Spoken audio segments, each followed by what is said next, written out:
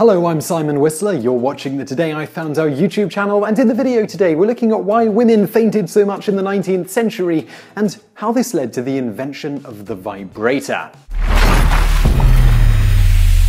Dropping like flies, or at least as far as many stories indicate, it seems as if well-bred ladies in the 1800s struggled to maintain consciousness when faced with even the slightest emotional or physical shock.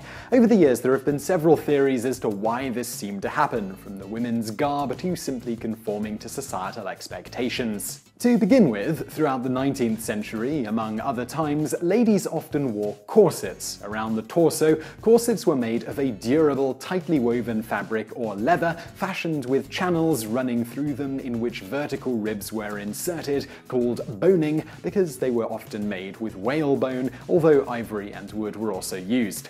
While the purpose of the corset changed over time, sometimes meant to give a flat look, sometimes meant to give extra curves via tightening, it's the latter fad, particularly in the Victorian era, that many propose was the cause of at least some fainting spells. In this case, the entire device was held together and tightened, sometimes to extremes, by a system of lacing. The archetypical corset had its laces at the back, and for the most fashionable ladies, these had to be tightened by another. Girls were started in corsets at a very young age, and for them and ladies after childbirth, waist training to shrink the size of the waist via super tight lacing was very common. As a result of this particular version of corset fashion, over time, corset wearers' bodies changed. Their ribs were displaced, their lungs were squashed, some organs were compressed against the spine, and others were shoved down into the lower abdomen. In addition to making it hard to breathe, hearts struggled to pump, and guts struggled to digest what little food they could get down. As one Victorian lady is reported as saying, "I had only eaten 2 bites of my biscuit, there was no room beneath my corset for a third," said the West Coast Times in August of 1884. The evil consequences of tight lacing are universally admitted. Ladies, however, generally refuse to acknowledge that tight lacing is at all common. Each possessor of a small waist claims that it is a gift of nature, not a work of art, and wears a corset not for the purpose of compressing her shape into a narrow circumference, but merely as a comfortable, if not necessary, support. This led to the Great Corset Controversy of the 19th century. Said one woman in a letter to the Boston Globe in January of 1893, "I myself have never felt any ill effects from nearly 30 years of the most severe tight lacing, nor have I yet found any authentic case of real harm being done by stays, even when laced to the utmost degree of tightness, both day and night." People who write against the practice of tight lacing are either those who have never been laced and have never taken the trouble to inquire into the pros and cons of the subject, or those who have perhaps been once laced up very tightly in badly made, ill-fitting stays, with the settled determination of finding them most awful instruments of torture. Those who have been systematically laced up in proper stays from their childhood are the only ones who are capable of forming a right judgment on this subject, and I hope you will allow tight laces the opportunity of defending themselves against the enemies of trim little waist. On the other side of the argument, in an article titled "The Slaves of Fashion," published in the Chicago Tribune in September of 1891, it was noted, "It is difficult to imagine a slavery more senseless, cruel, or far-reaching in its injurious consequences than that imposed by fashion on civilized womanhood during the last generation. The tight lacing required by the wasp waist has produced generations of invalids and bequeathed to posterity suffering that will not vanish for many decades. And in order to look stylish, thousands of women wear dress waist so tight that no free movement of the upper body is possible. Indeed, in numbers of instances, ladies are compelled to put their bonnets on before attempting the painful ordeal of getting into glove-fitting dress waists."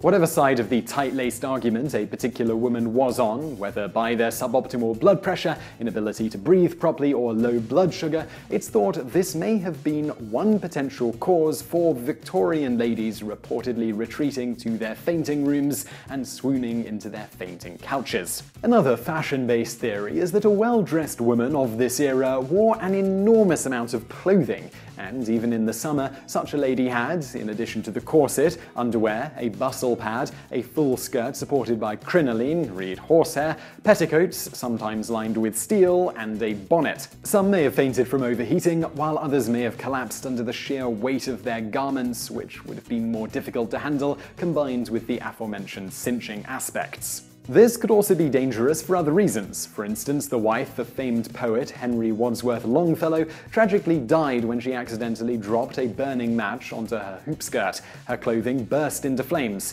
Even after the fire was smothered, it was not an easy task to remove the cindered clothing. Another potential contributor sometimes pointed to in trying to explain some of the swooning could have been chronic poisoning. During the 19th century, while people knew that arsenic was poisonous, they didn't seem to know or care that environmental exposure from its fumes could have a deleterious effect. As such, and given its utility in certain applications, it was widely used in the manufacture of everything from fabrics to paints to the paper in which food was wrapped. In fact, by the end of the 1800s, 80% of wallpaper was arsenic-laced. Arsenic poisoning has a variety of symptoms, including headaches, cold sweats, and fainting. There was an 1880 report of a woman who had fainting fits almost daily until she was moved to another room in her home that wasn't furnished with arsenic-tainted wallpaper, where she recovered a few weeks later.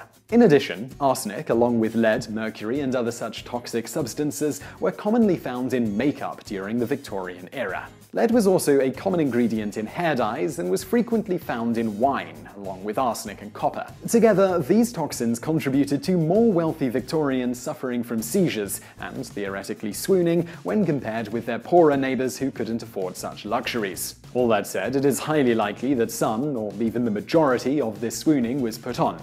You see, besides potential side effects from the fad of extreme tight lacing of corsets or other things, for a time, swooning at the least hint of shock also became expected and downright ladylike. This also made it a great literary device in stories. Women, particularly of high station, were expected to act the role of a delicate flower, while men were expected to be hard as nails. Swooning was simply one method of a woman showing her delicate nature in the form of an extreme emotional reaction to a particular event. Today, simply gasping might be the best social cue equivalent. Similarly, people rarely laugh when by themselves, even when they find something incredibly humorous. In fact, contrary to popular belief, most laughter is not associated with humor, but rather stems from non-humor related social interactions. This was noted in a study covering over 2,000 cases of naturally occurring laughter, almost none of which stemmed from jokes or other such humor devices. Most cases were simply short ha-has during otherwise normal conversations. These short laughs almost never interrupted speech, but rather occurred during breaks, providing social cues to those around. So, in the 19th century, swooning was just another form of accepted social cue for ladies to have in their toolbox, whether they literally were fainting or just more likely, in most cases, making a show of it. Beyond this, the ladies also had another potential incentive for swooning. You see, at the time, well-to-do women often had something called a fainting room.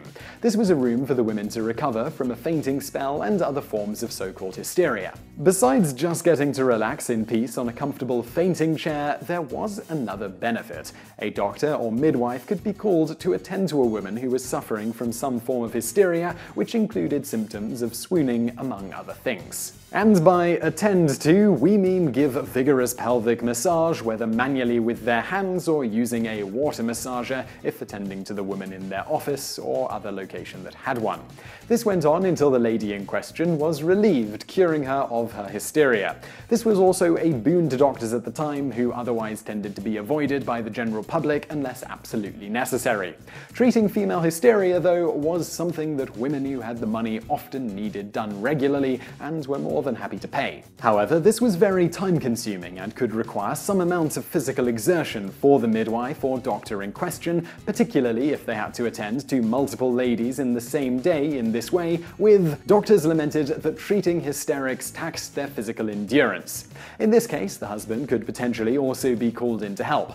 Later, this practice and the cramped hands of physicians throughout Europe and North America led to the invention of the vibrator for quickly relieving hysteria, saving the physicians significant time and effort. In the early 20th century, as houses wired up with electricity became more and more common, the vibrator for this use became something of a common household item for those who could afford one. With it, you didn't even necessarily need to call the doctor to relieve hysteria. So I really hope you found that video interesting. If you did, please do give us a thumbs up below and don't forget to subscribe if you haven't already. Also, over there on the right are a couple of other videos you might enjoy if you enjoyed this one, and thank you for watching.